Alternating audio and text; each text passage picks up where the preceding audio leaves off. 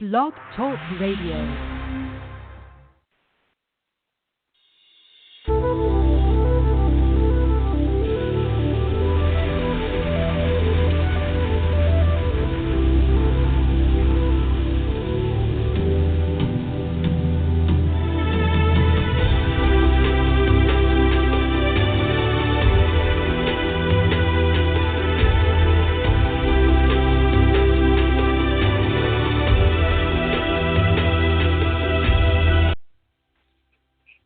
Hello, everyone, and welcome to the Aha Moments radio show for the inspiration, education, and celebration of enlightened living worldwide. I'm Mari, and happy Tuesday.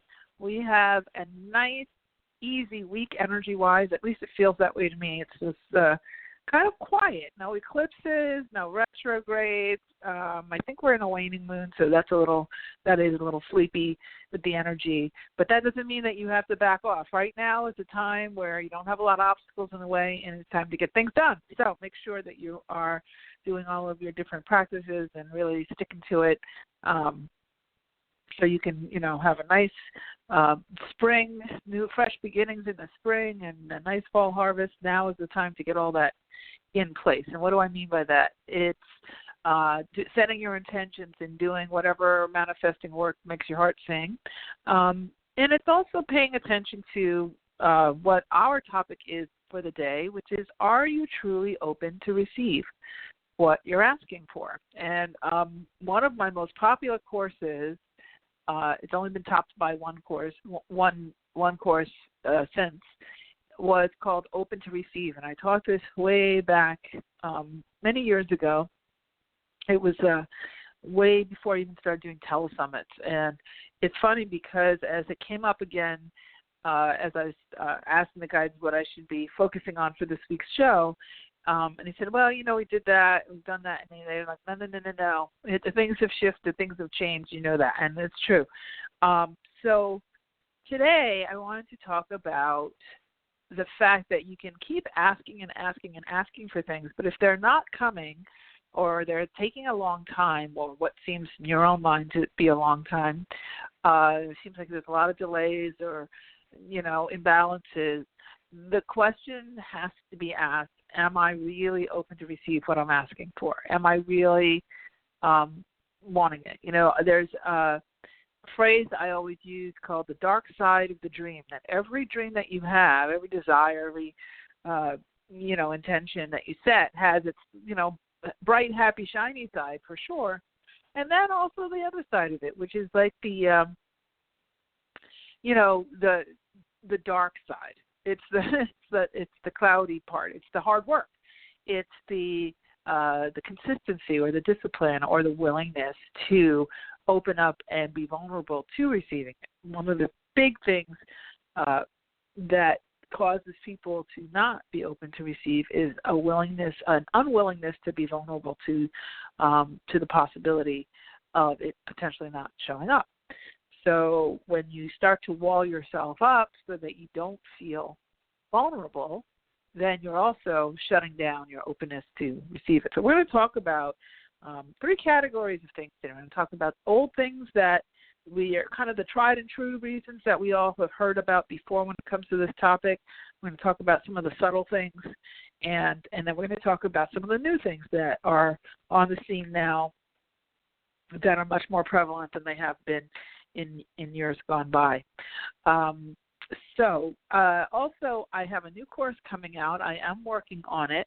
You keep your eyes on your inbox because I will be sending stuff out. I'm hoping by the end of this week.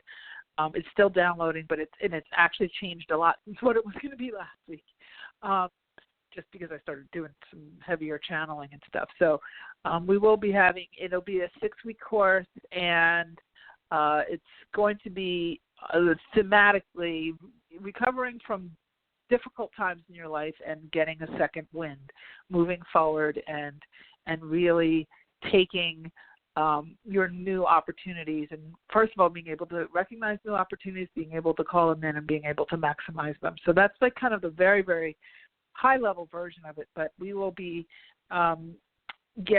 you'll be getting more information about that later this week.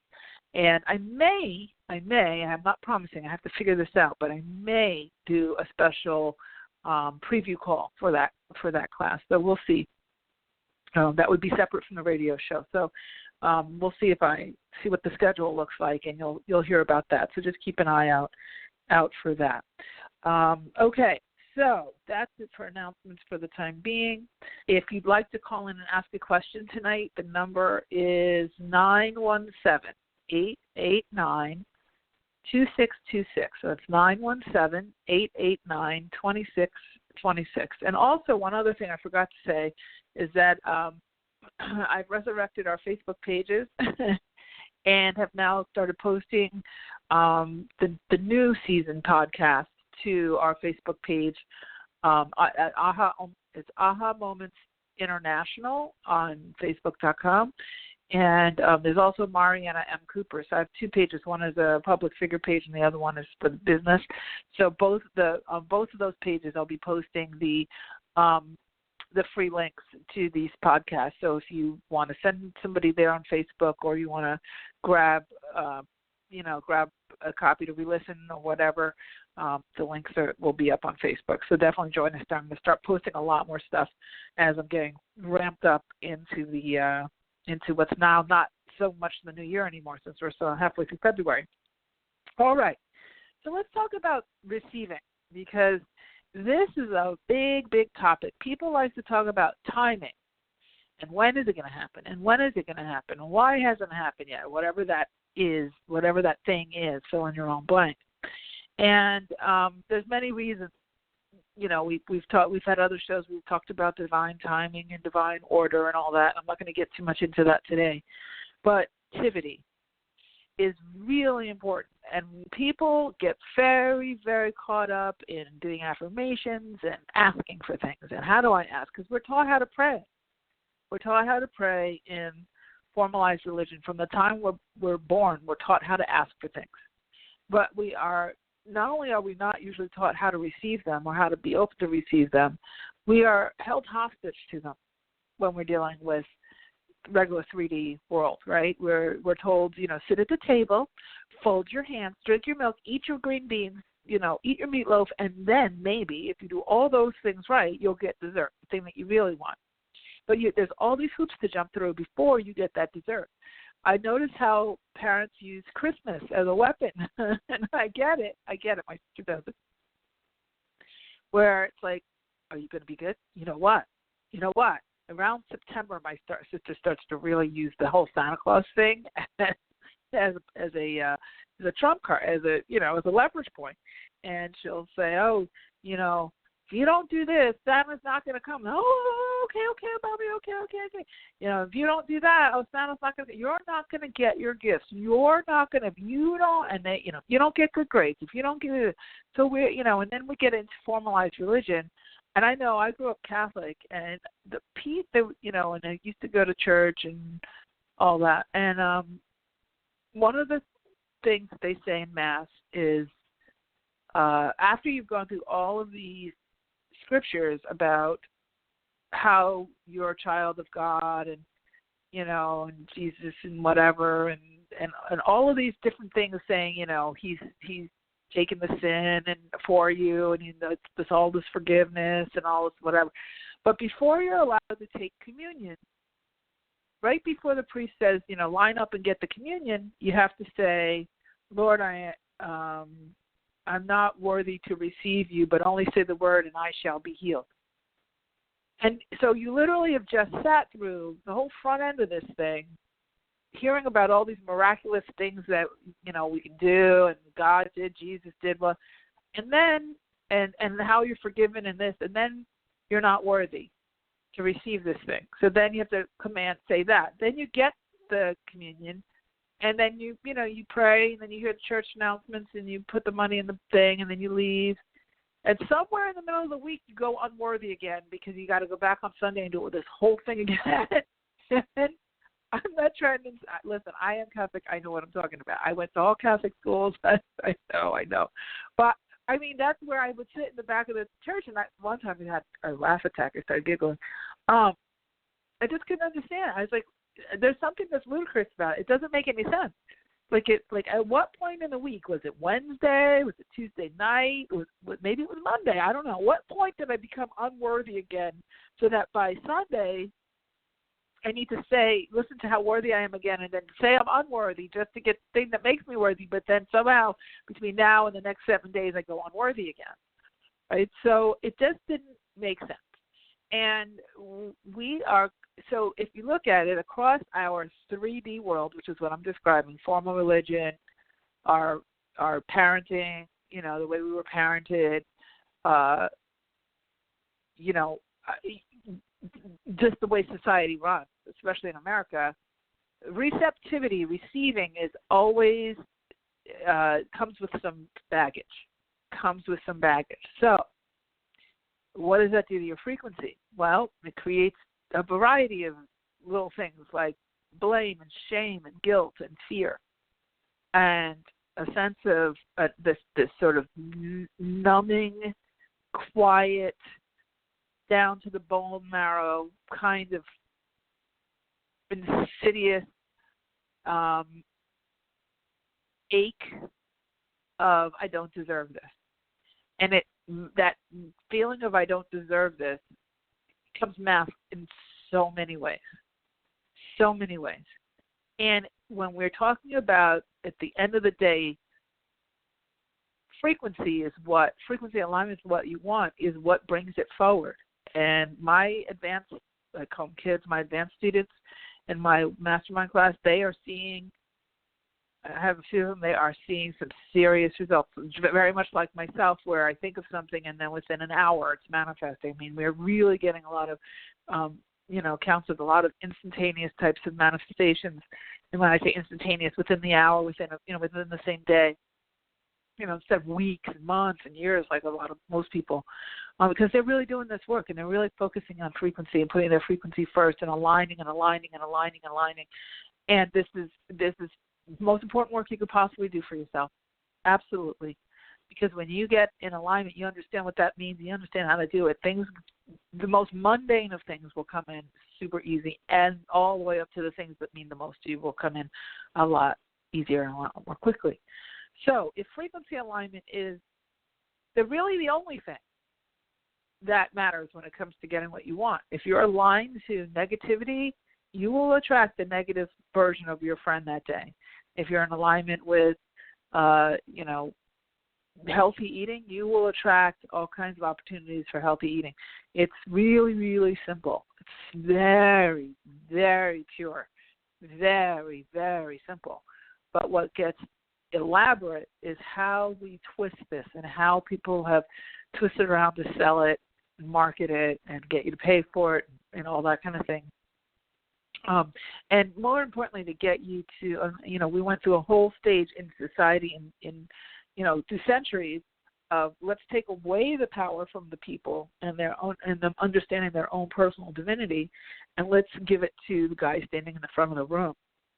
If I can tell this congregation of 1,000 people that they need me as an intermediary to get to their own personal relationship with the God of their understanding, and they start to ignore their own internal divinity that they're all born with, and they pay me money, pay a toll in order to somehow temporarily get close until next week's toll is due.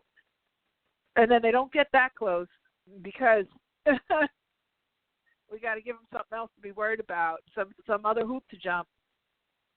We not only do we preach worthiness, but we reward unworthiness. We teach unworthiness. We preach worthiness, and we actually instill unworthiness through a whole lot of strains of our society.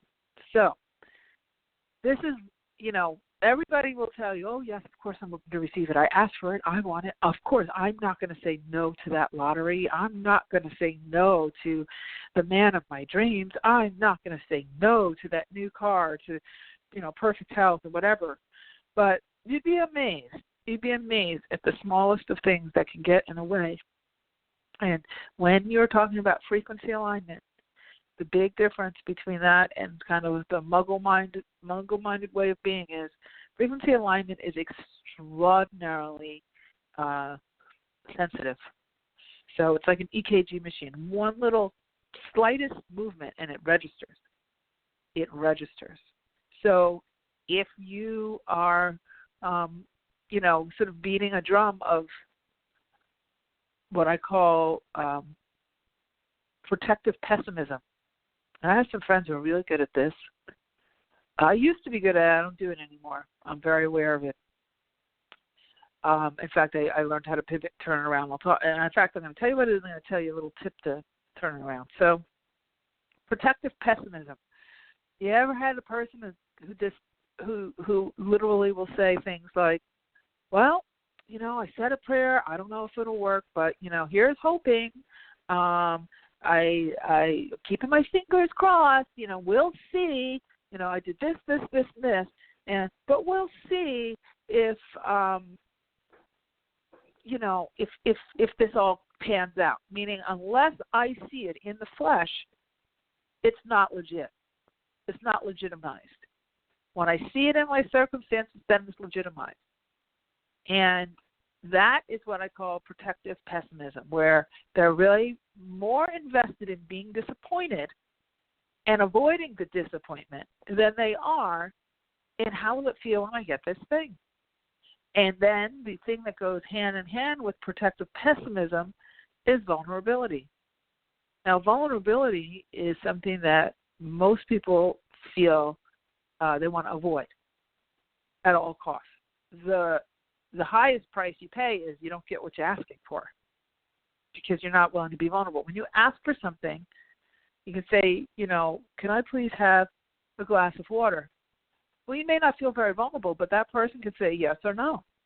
They can say no, but you don't feel that vulnerable when you ask for a glass of water because why? Because you could probably go get the glass of water yourself.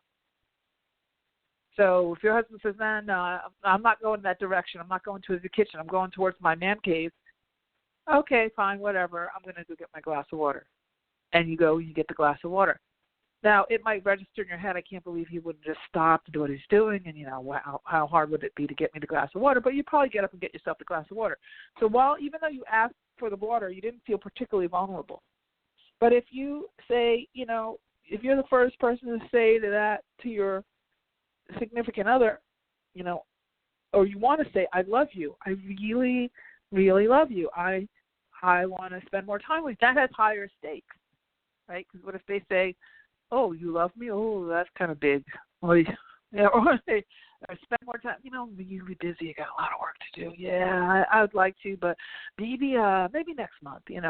That's a possibility, right? So we wall ourselves up, and we start to panic because we don't want to feel vulnerable. So there's different levels. So what we do is we say, well, he's the greatest person I've ever met. He's been really present for me. He's been really showing up. But, just in case, I'm going to make sure that I, go on Tinder and date somebody else. Or I need to, just not be too nice, not be too there, not be too close, just in case, because and then they start talking to their friends about all they go into like, oh, he's so nice, but it's so odd, right? It's odd that he's so nice. Why is he so nice? Isn't there something wrong? Was he ever married before? Oh, no, he wasn't married. There's something wrong with him or her or whatever, right?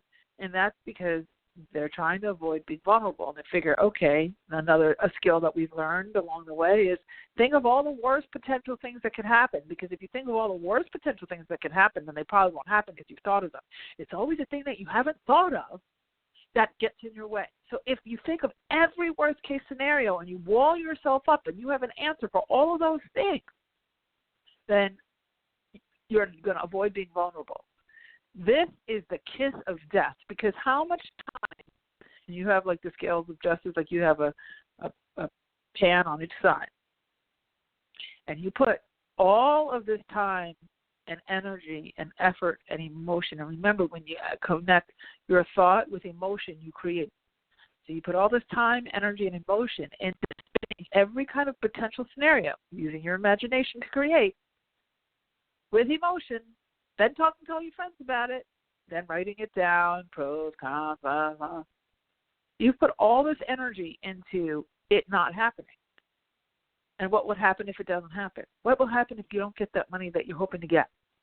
Oh, I better prepare for that. Oh, I better just assume that it's not going to come, and let's just hope it will. I'm going to keep my fingers crossed. But in the meantime, now I just have to continue to panic over it. May not come. It may not come. It may not come. It may not come. Okay, I'm going to, try to apply for this job. I may not get it. I may not get it. I may not get it. I may not get it. What if I don't get it? If I don't get it, what am I going to do? And you think of worst case scenario, and you put a whole lot of energy into that.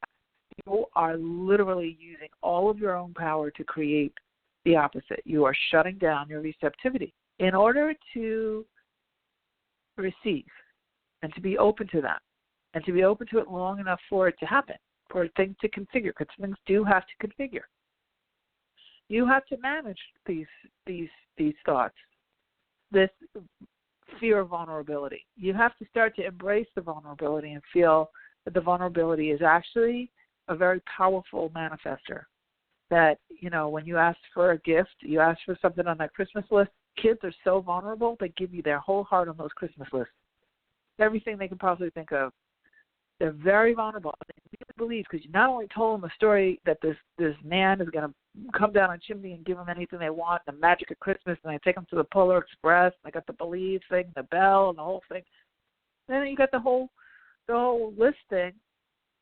You set those kids up to be, those kids are so vulnerable.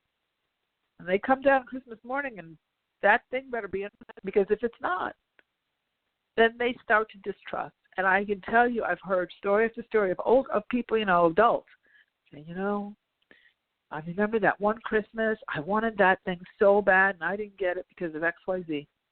And that's when I stopped trusting. I stopped trusting in that childlike wonder. I got smart. And they think that being smart is not trusting. So all of these things, if they're part of your own wiring, which all of us have some of it, is that depending on how you were raised, and then when you see people who are optimistic, oh, she's so airy-fairy, oh, I get on my friends' nerves so much. And it's not because I'm an eternal optimist to the point. I'm a New Yorker. I'm matter of fact, but I know that the part of my matter of fact is that I'm going to get what I want. It might take me a while to figure it out, but I'm going to get it. I don't doubt that. I'm going to get it. I get very determined. Instead of getting pessimistic now, I get determined and tenacious. And getting tenacious in the physical, like leaving no stone unturned and working all day and night, I don't do that. It's when you start to use frequency, you get determined, you get tenacious, but you get energetically tenacious, energetically determined. And what that creates is energetic efficiency, because you are always going to have 100% more efficiency if you work energy first, and then you do the physical. Most people do is they do the physical first, and they do it second, and they do it third, and they do it 200th time. And then when they get in a jam, they decide to maybe pray, because now they're in a jam. And then they don't believe anything. But now they're proving out their pessimism, because now it's compounding and proving itself out to them. All these bad things are happening, thing after thing after thing after thing. And they say, oh, I don't know why everything's so bad for me. I've put in all this effort. Well, if all day long, if 16 of your waking hours are spent being pessimistic, protecting yourself, being sarcastic, always, second-guessing everything, being a skeptic constantly over and over and over and over and over and over and over and over again. And when something good happens, not even recognizing it, because it should have been even more stuff. And why did it take so long? You're shut down. Trust me when I tell you, please trust me when I tell you, you're not open to receive anything. And you can argue, and I've had people argue with me, oh, yes, I am. I had a lady, hang up on me and said, well, you're choosing a hard road. I'm not choosing. Oh, yeah, you are. You choose with every thought. You choose with every single thought. Okay, so protective pessimism is poison. in every sense of the word. Vulnerability. Now, there's two types of vulnerability. Obviously, being vulnerable, like as in, let's listen to, friendful and whatnot. And there is this one person that in their relationship was kind of, the guy was just mean, just flat out mean. But and he even said to her in the beginning, I'm kind of like this, and I do that, and I did this one to the last one, I did that to the last. She said, oh no, I can change them. Oh no, people change. Da da da da da. Okay, well, I always say, listen to Maya Angelou when she said, people will tell you who they are right up front if you listen. And it really does hold true. So you want to be discerning. So you're not going to be vulnerable to things that are legitimately not what you want to hear. If somebody says to you, oh, I got in trouble for beating up my last wife, and you say, oh, okay, you're not going to do that to me, right? Well, no, I would never do that again. Okay. And then, a year down the road, you see those, evidence of that. Well, you probably want to take that as a red flag, right? It's discernment, right? It's discernment. I'm not saying be vulnerable to the point of, like, being unsafe. What I'm talking about when I say being vulnerable for our purposes is open and willing to not know what the outcome is at the asking. Be willing to not know what the outcome is at the asking. What I mean is, when you're asking for what it is you desire, be willing to be optimistic, even if you don't know how it's going to show up. This is a skill. This is something that's learned. The only people who know how to do it without being taught it are kids. They know how to do it all day long. All day long, know how to do it. They're taught out of it. They're taught out of it every single time. You're born like this. You're born knowing, and you're born trusting. So then you start to hit up against disappointments and situations, right? And then being taught how to, in the process of being taught how to protect yourself, sometimes it goes overboard, and it's, protect yourself at all costs. So the way that you handle this when you see that you're doing protective pessimism on something that you really want, so you set forth an intention that you want to make, $5,000 a month at a new job, and you start looking for a job, and you're like, you know what, people that do what I do never do this. They never make this kind of money. They never do it. This could never happen. I'm going to want it anyway. That's not going to really work, right? Because you believe more in the not happening. So what you need to do is what we call pivot. And you have to say, you know what? I'm going to make a choice here. Because pivoting is a choice. Okay, before you pivot and you're just letting your thoughts kind of just be all over the place, you're not choosing. You're kind of just falling into things. But when you pivot, you deliberately choose to shift. You say, you know what? I'm going to make a choice to trust this. I'm going to make a choice to trust that in my knowing, I know I can do this. This I'm not sure how it's going to come up. This is going to come about. It's funny because I have a thing with the weather. I have a little game. And here in California, it doesn't rain much. Last year it did. This year it didn't. And the other day I was talking to someone about rain, and it was a really bright, sunny day, and there was no rain on the forecast or anything. And I said, I said to the guy, it's time for some rain. I said, I really, we need some rain, And I remember I always do this. I do this at least once or twice a year. I say, I'm just gonna feel rain, and I did. I was like, every time I say it, because it's so odd that we get it. And in fact, when I was on the East Coast, we had rain, every day. So you could get a lot done on a rainy day. It's a day of you just settle down.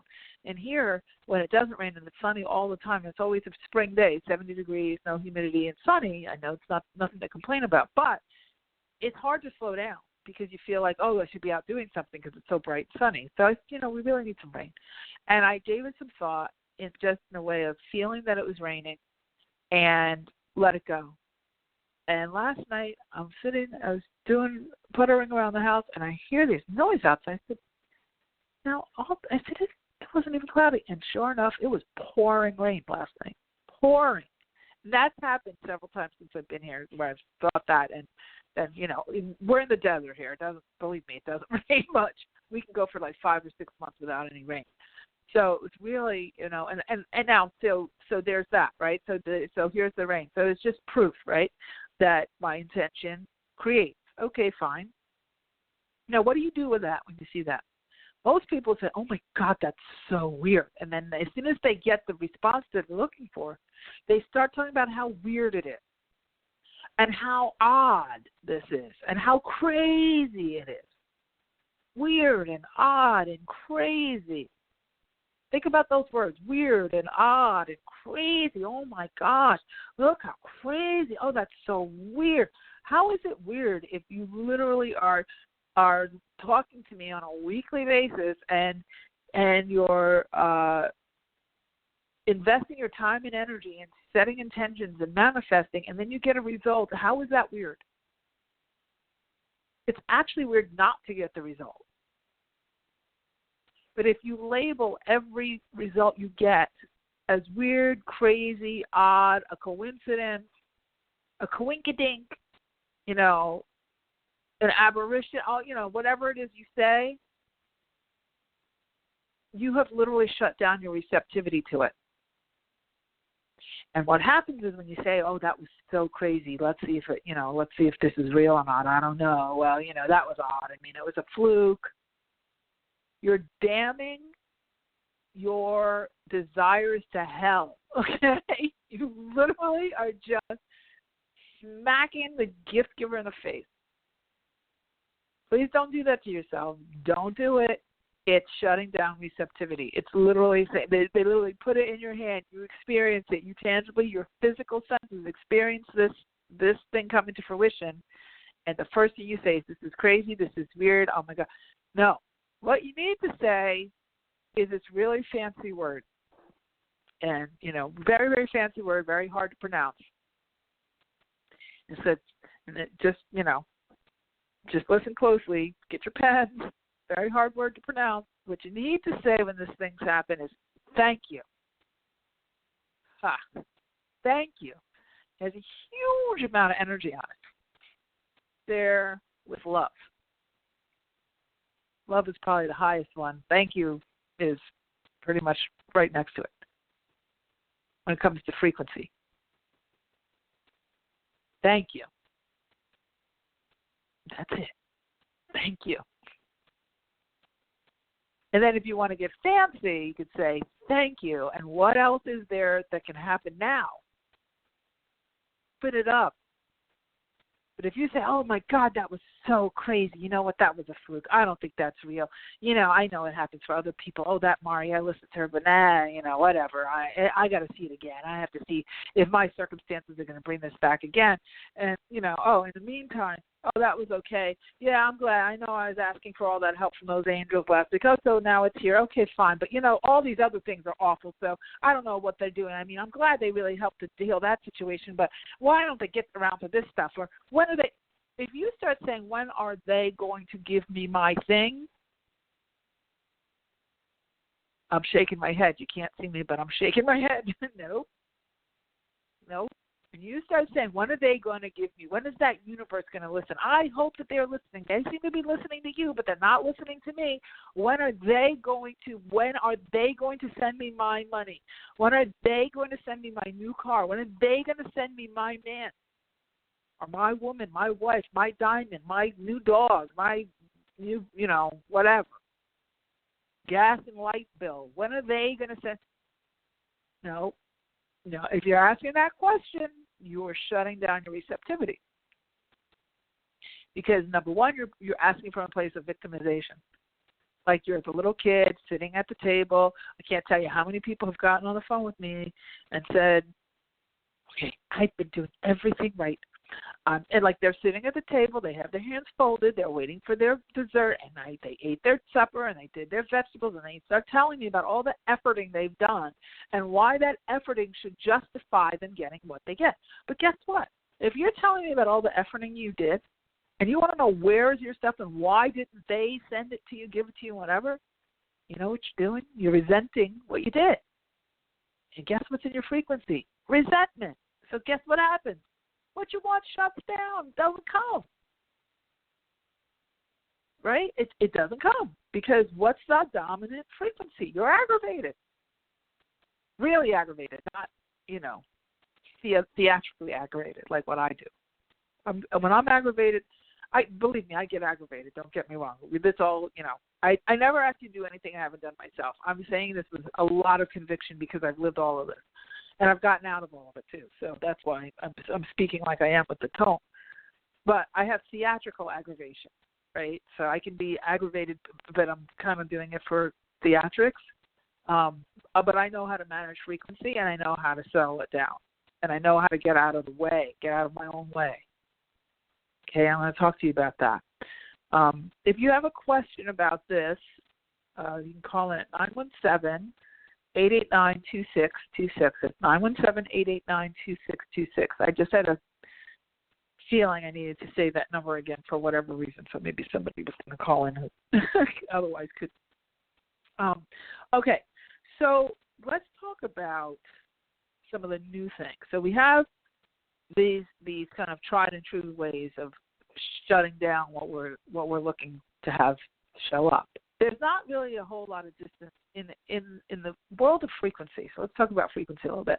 In the world of frequency, in the world of manifestation, there really is no distance between you and what you want, technically, because everything that ever will exist already does exist. So it's not a matter of you creating anything. It's a matter of you choosing something that's already in existence on some plane somewhere. And so it's an alignment and a choice, or a choice and an alignment. You choose it, and then you align with it, and voila. Okay? And it figures. Now, one of the things is you are co-creating with your higher self, so that bigger version of you that is operating outside of your body but is still you, and that can see in all directions of time, has access to every parallel, every known, every infinite potential. And when you commune with that version of you, you access all of these infinite potentials. Any of these things in that, I call it a parallel catalog, a catalog of options for you, So when you are in frequency alignment with whatever it is, whatever page of that catalog you choose, it starts to load into your life, and you start to see evidence of it. And many times what you'll see first is evidence of small things coming together very quickly. I was having a conversation with my advanced girls last week, and in fact somebody had brought it up this week in one of the private sessions, saying, oh my gosh, Mari, things are manifesting. She says, now it's like starting to sound like what you're talking about. I think of something and I have this desire, and things are just like manifesting. She lives in this particular client lives in Canada, and she lives in a high rise, and she has to park her car in the street or in the parking lot, and it's not a covered parking lot, so they have very, very heavy snow there.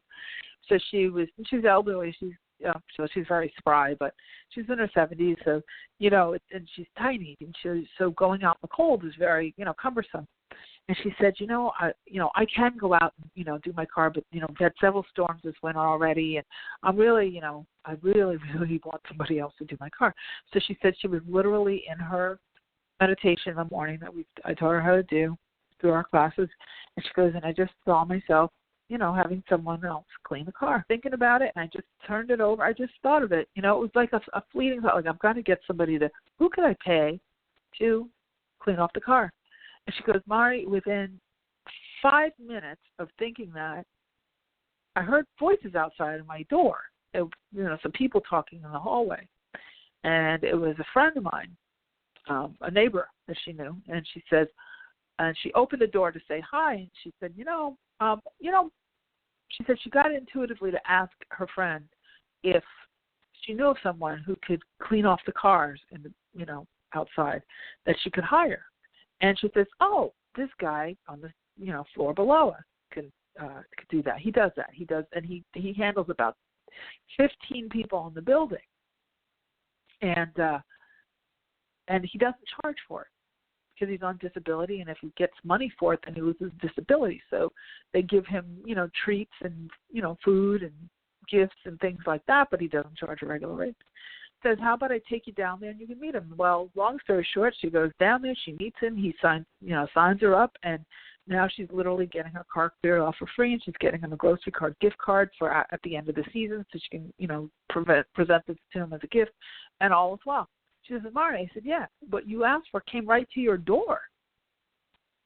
I mean, it didn't require her going. Now think about it. If she had done it the Muggle way, she starts lamenting over it, maybe going on the internet, trying to find somebody, then started vetting people out. Well, this came from a personal referral, somebody who's living in the building, somebody who's, knows all there is to know about what, is already doing it, is already trustworthy.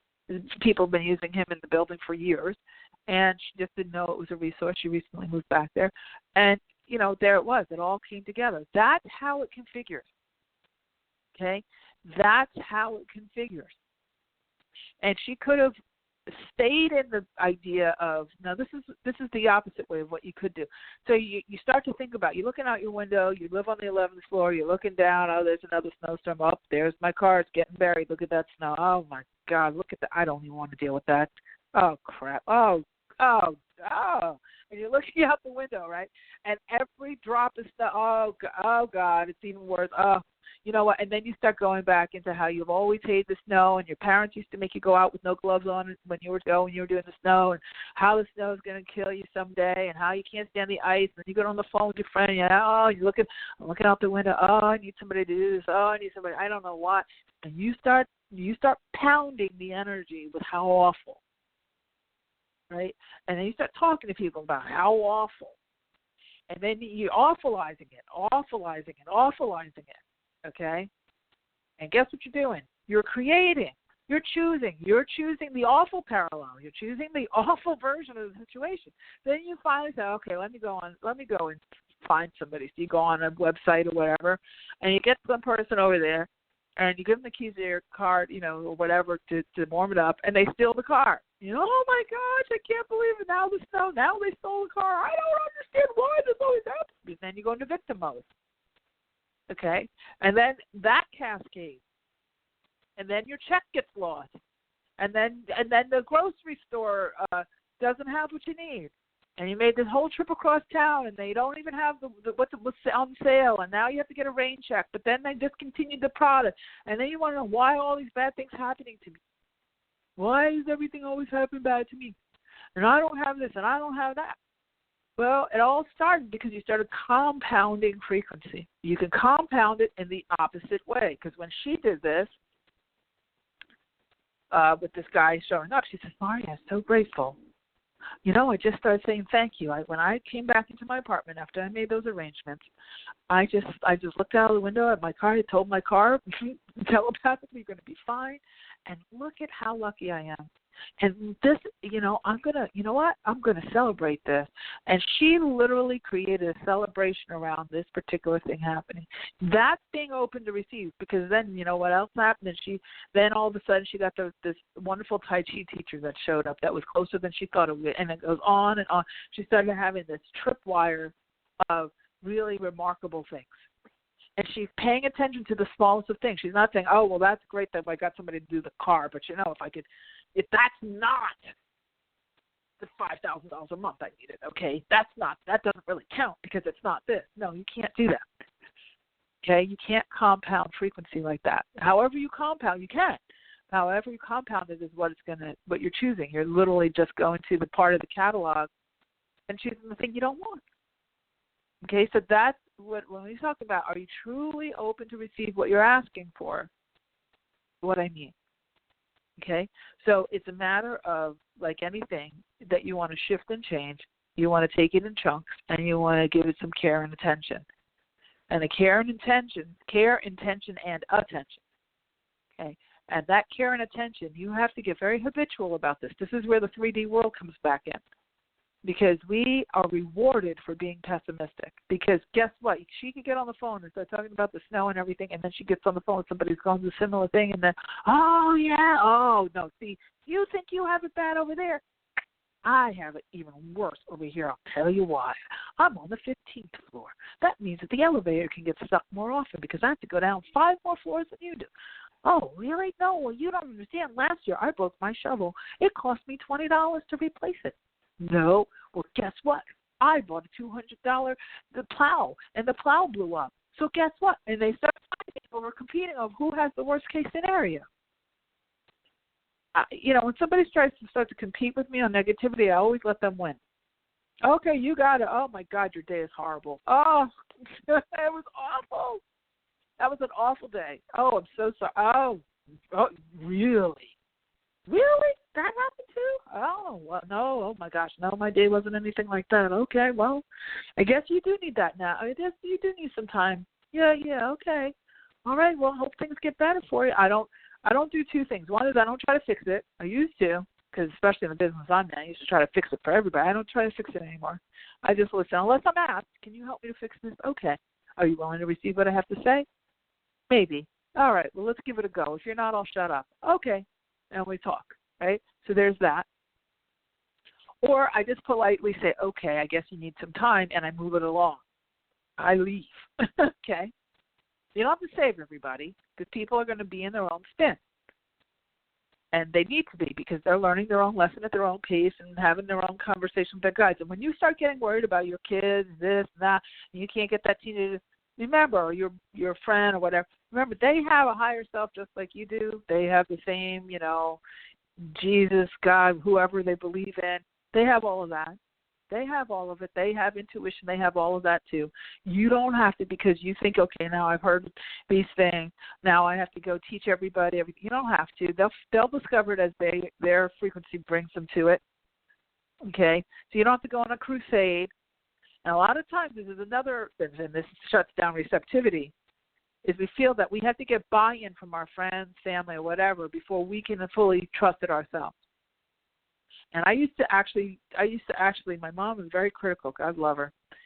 And I would tell her my best new ideas first, and she would usually slash them, like hatchet. And she'd start teasing me. Oh, she would sing to me, off we go into the Bible yonder. Oh, here you go with another idea. Oh, Mariana, you're crazy. Oh, whatever. And I would always, and it was a form of self-sabotage because I wanted her to buy in. And I finally stopped doing that. I said, you know what? I'm better off talking to total strangers who have no investment in it, and they're not going to say, oh, why are you doing this to me? I'm your parent. How could I have done such a bad job? All that kind of thing. I go to a stranger and tell them my idea. They're like, oh, that sounds interesting. I know somebody did that, or they did it themselves, or whatever, right? So you don't need to go and teach other people in order to prove to yourself that whatever you're learning about works. Prove it to yourself on your own. Let them. Nobody will argue with success. Start talking to your friends about the stuff after it works, and you have proof for yourself that it works. Because if you do it too soon, what will happen is they will start coming after you and tearing it to shreds. I used to have a friend who did this to me all the time. Tear it to shreds. Then you start to feel bad, and then you lose your way, and whatever you're learning loses its power because you've given up your power to your other friend's opinion. And that is pure, as my fancy Russian dance partner would say, it's pure destroyment. Destroyment. He has, Dimitri, there's no word named destroyment. He goes, oh, there is now. It's okay. So we added that to the English language. We have a Dimitri dictionary. So destroyment. That is pure destroyment. Frequency. When you do that, don't turn your inquisitiveness. Don't turn your intention work. Don't turn your vulnerability, over to your friends by asking their opinions on stuff that they don't know any better than you do, and they probably don't even have any idea. Okay, that's when you're putting yourself into harm's way. That's a piece of vulnerability you don't want to do. Okay, don't put your new, fresh ideas into the wrong hands. Yourself in harm's way. All right. And being vulnerable in a positive way is saying, you know what, I'm going to keep this to myself, and I'm going to let this play out. And I'm going to keep doing this until I start to see evidence. And I'm going to listen to these shows or do whatever studying you have to do, whatever you do, so that you can fill in whatever blanks you have with an expert, not with somebody who doesn't, it's not the blind leading the blind, because you get yourself into discouragement and trouble. All right? So this stuff is very easy to fix, especially if you know what to look for. All right? That's why I wanted to give you some pointers about this on the show. So if you have a question, I think we do have a question here. You can call in. We have a couple more minutes. At 917-889-2626. It's 917-889-2626. And Sam, I'm going to go ahead and take the caller that we have, which is Lisa in Chicago, if she's still there. Hi, Lisa. Hi. How are you? Good. Good. How are you? I'm good. What's your question? Yeah, so I enjoyed your topic tonight. So my question is, sometimes I just get some anxiety from just a lot of changes. Not you, just a lot of changes going on that, seem to be, quite positive, and a lot of choices and things. I usually don't have that kind of stuff kind of happening all at the same time. So I just wondered sometimes how to, get out over, it's not really even negative, but just like almost like anxiety, like an attack or something. How to deal with it. Well, an anxiety is usually resistance to an energy that you're not familiar with.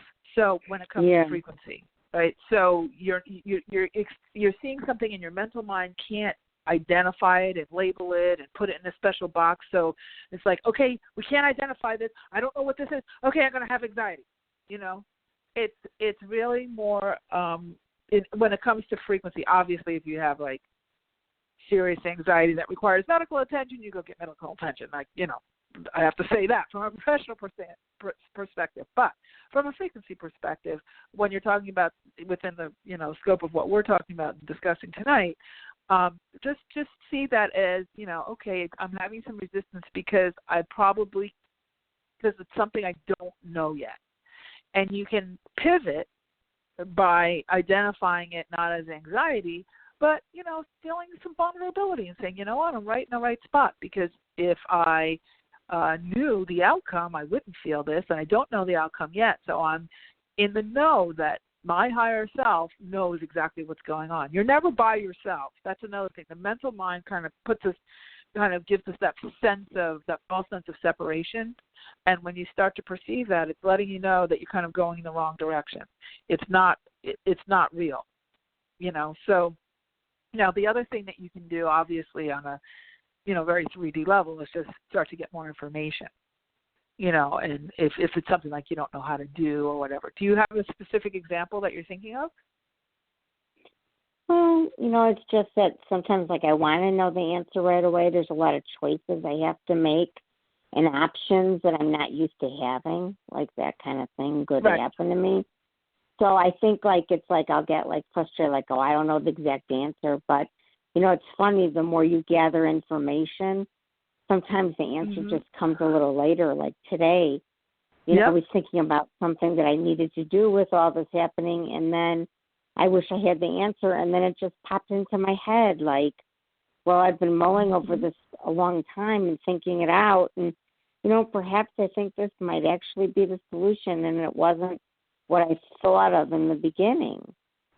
So it's kind of like it just happened that I found an answer after searching for a long time. Like I had to wait, and it just then came to me, all of a sudden. It was weird. Well, so don't say weird. Say that was my intuition at work doing its job, because that's what that was. And the other thing that you want to see if you can pivot this word is thinking. And instead of saying thinking, say I'm perceiving. Because when you say I'm perceiving, I'm perceiving the situation, or I'm sensing the situation, I'm checking in with my senses around the situation. What it does is it engages more than your mental mind. Your mental mind, it starts to bridge over into your intuitive Okay, so, and you're into your intuitive awareness. So like are you saying in a way, sorry, but that I'm becoming more intuitive then? Absolutely. Well, your intuition is always there, but what you're doing is you're leaning more on your mental mind and the thinking and having to have a conclusive answer. When you start saying, instead of saying, I'm thinking about this, I'm thinking about, just say, you know what, I want to perceive this. Let me see. Let me feel this out. Let me feel this out instead of let me think about this. Let me feel this out. That literally connects you into your intuitive senses. Just that shift of verbiage connects you into your intuitive senses. It takes you into a whole huge encyclopedia of answers because it expands you past the limitations of your mental mind.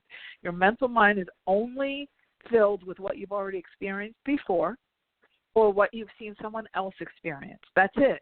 It's only as good as its own exposure. Whereas all your creative ideas, all of your new ideas, they don't come from your mental mind. You didn't think those up. They get downloaded from your intuitive side, from the larger part of you. So that's why you're getting this, it seems like this, all of a sudden this aha, this big thing. And it's just that you expanded past the walls of the mental mind. So the way that you can make that happen faster is instead of saying, I have to think about this, I have to get the answer, I have to think about this, I have to get the answer, let me think about it some more, let me get the answer. Instead say, I want to feel this out. Let me feel this out. Let me feel this out. Wonder if I feel, what do I feel here? What am I perceiving? And you just ask that instead of let me think about it and forcing an answer. You'll start to see that you will get a download of the new direction much faster. Much faster. So I'm going to have to jump off, but I hope that's been helpful. Okay. That is. Thank you. You are so welcome. Have a great night. Thanks for calling in. All right. So that was actually a really, really good question. And hopefully you guys understand that the way that you phrase things just in your mind, this isn't requiring you to leave the house, buy anything, do anything special.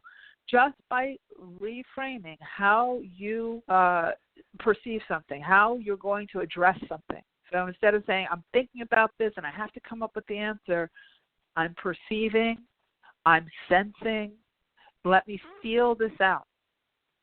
Instead of saying, and start practicing this. If you can get into the habit of when somebody says something to you and say, let me think about that. Instead of saying that, let me feel that out. Let me sense that. Okay, let me feel that out. Let me feel that out. I have most of my clients when I speak to them now, if I ask them something, they say, you know what, I'm going to sleep on that. I'm going to go into my meditation on that. They know that, anybody in my mastermind, they know that they go for frequency first. They know that their circumstances are just a readout of what their dominant frequency is. And to go after your circumstances alone is like going to the mirror, looking at the reflection and trying to move the glass around to make the reflection change instead of to change you so the reflection back shifts, right? So your energy and your frequency is the exact same way. It's just your circumstances are reflecting what your frequency is. If you're open to receive, your circumstances will deliver. If you're doing any of these subtle things or not so subtle things that we talked about, you will slow down your process. It's not that it won't get delivered, but you're basically saying, no, I asked for it, but no, don't bring it. I asked for it, but no, don't bring it. I asked for it, but no, don't bring it with your various actions, okay? So you want to ask for it and say, thank you. It's better than it's weird. If something comes to you, not it's weird, but thank you. Thank you. What else? Let's go. I'm excited. All right. Moving on, right? What else can I perceive? And that creates that expansiveness. All right. So I hope this has been helpful. Definitely come see us on Facebook. Keep an eye out on your inbox. You'll be getting more information about our new course coming up and that potential preview call. I'm going to sort all that out, and I will let you guys know in the next couple of days. And we will end with my motto, which is you truly can have exactly what you want. You absolutely deserve it too. And in this new energy, anything is possible. Take care, everybody. Have a great week.